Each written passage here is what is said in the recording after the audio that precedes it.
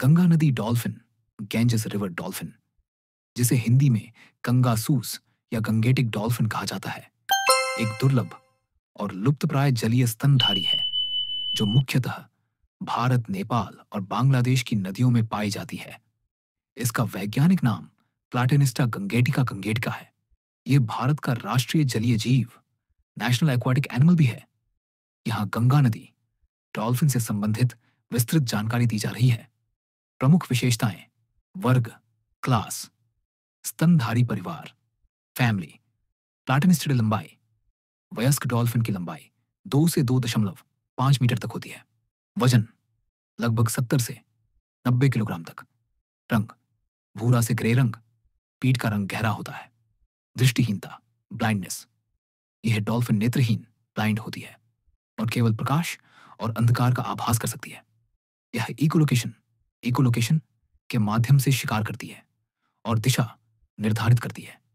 यह एक तरह की ध्वनि तरंग तकनीक होती है जिसमें वह खुद ध्वनि उत्पन्न करके उसके परावर्तन से वस्तुओं की स्थिति का अंदाजा लगाती है।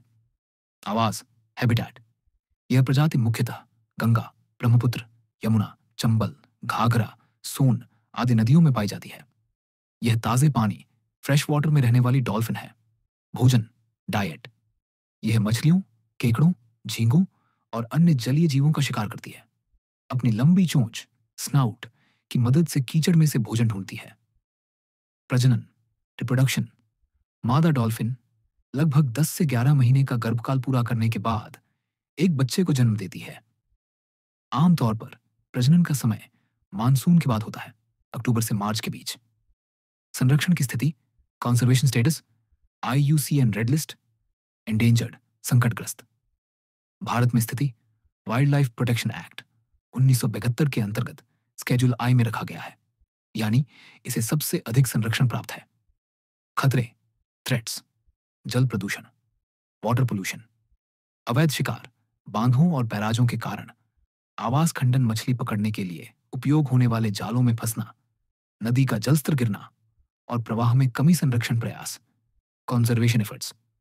भारत सरकार द्वारा 2009 में इसे राष्ट्रीय जलीय जीव घोषित किया गया। डॉल्फिन संरक्षण परियोजनाएं जैसे प्रोजेक्ट डॉल्फिन 2020 में शुरू।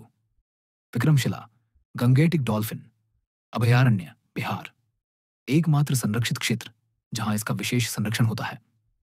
रोचक तथ्य, इंटरेस्टिंग फैक्ट्स, इसे स्थानीय रूप से सूसू कहा जाता है क्योंकि यह पानी से सांस लेने के दौरान सूस जैसी आवाज करती है। यह अकेले रहने वाली प्रजाति है और समूहों में बहुत कम देखी जाती है।